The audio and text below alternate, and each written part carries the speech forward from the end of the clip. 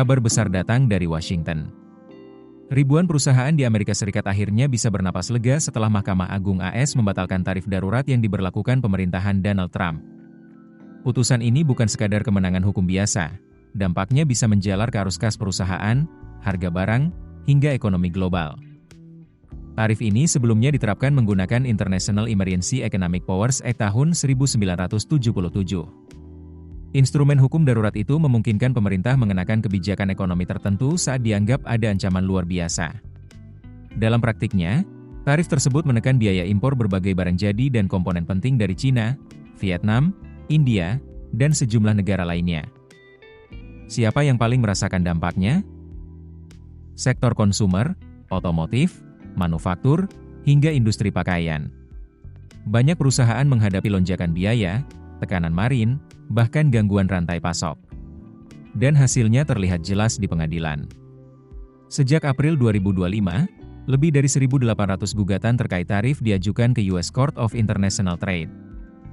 Angka ini melonjak drastis dibandingkan sepanjang 2024 yang bahkan tak sampai 2 lusin kasus. Artinya, ketegangan hukum atas kebijakan tarif benar-benar meledak. Daftar penggugatnya pun bukan pemain kecil. Ada anak perusahaan Toyota Group, retail raksasa Costco, produsen ban Goodyear, perusahaan aluminium Alcoa, produsen motor Kawasaki, hingga Essilor Luxottica. Ini menunjukkan satu hal penting, kebijakan tarif menyentuh hampir semua lini industri. Namun, meski Mahkamah Agung sudah memutuskan, cerita belum selesai. Menurut Nabeel Youssef dari Freshfields, tantangan besar kini justru ada di tahap refund. Perusahaan harus mengumpulkan data impor lintas periode untuk menghitung tarif yang sudah dibayarkan. Dan ini bukan pekerjaan sederhana. Bayangkan saja, perusahaan multinasional dengan ribuan transaksi lintas negara, lintas produk, dan lintas tahun. Tidak semua data tersimpan rapi. Proses verifikasi bisa memakan waktu berbulan-bulan, bahkan bertahun-tahun. Dan jangan berharap perusahaan langsung menerima cek dalam waktu dekat. Seperti ditegaskan Youssef, kemenangan hukum tidak otomatis berarti uang refund langsung cair. Proses administrasi, audit, hingga validasi klaim akan menjadi tahap panjang berikutnya. Menariknya, sebagian perusahaan memilih jalan cepat. Alih-alih menunggu refund penuh, mereka menjual hak pengembalian dana ke investor eksternal. Tapi tentu ada harga yang harus dibayar, diskon 25 hingga 30 sen per dolar. Strategi ini mencerminkan realitas bisnis. Arus kas seringkali lebih penting daripada menunggu nilai penuh di masa depan. Lalu bagaimana dengan konsumen? Disinilah bagian yang sering bikin publik kecewa. Meski tarif dibatalkan, Federal Reserve Bank of New York mencatat sekitar 90% biaya tarif sebelumnya sudah ditanggung warga dan perusahaan AS. Dengan kata lain, dampak harga sudah terlanjur terjadi. Per November 2025, tarif efektif AS mencapai 11,7%. Bandingkan dengan rata-rata 2,7% pada periode 2022 hingga 2024. Lonjakan ini memberi tekanan nyata pada harga barang. Namun, apakah harga akan turun setelah tarif dibatalkan? Jason Cheung, CEO Hunter Co., menyampaikan pandangan yang cukup realistis. Perusahaan hampir pasti akan mengajukan refund. Tapi penurunan harga? Itu jarang terjadi. Kenapa? Karena struktur harga biasanya tidak bekerja mundur. Ketika biaya naik, harga cepat menyesuaikan. Tapi ketika biaya turun, banyak faktor lain bermain.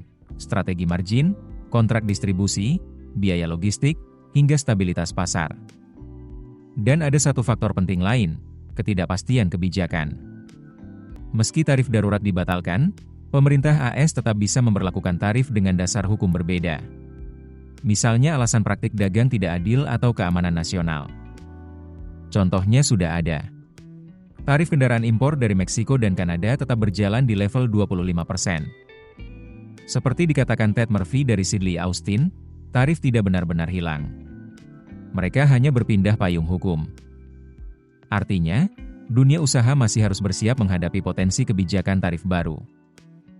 Sektor otomotif dan pemasok komponen kemungkinan tetap menghadapi tekanan tambahan. Sementara itu, perusahaan logistik seperti DHL menegaskan bahwa teknologi mereka akan membantu proses refund berjalan lebih akurat dan efisien. Jadi, apa makna besar dari perkembangan ini? Ini bukan sekadar soal refund ratusan miliar dolar. Ini adalah cerminan bagaimana kebijakan perdagangan, hukum, dan strategi bisnis saling bertabrakan dalam ekonomi modern. Bagi pelaku usaha, momentum ini jadi pengingat penting.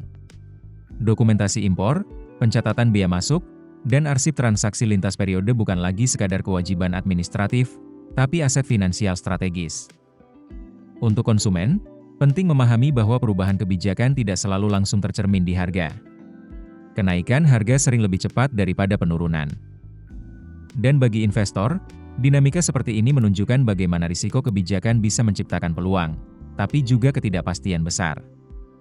Di era ekonomi global yang makin kompleks, satu hal jadi kunci: kesiapan data, manajemen risiko, dan strategi adaptasi.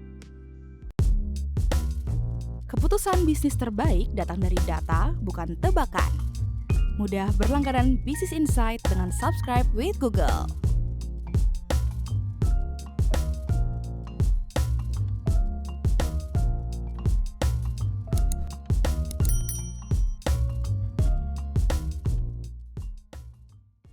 Download aplikasi Kontan sekarang di App Store atau Play Store.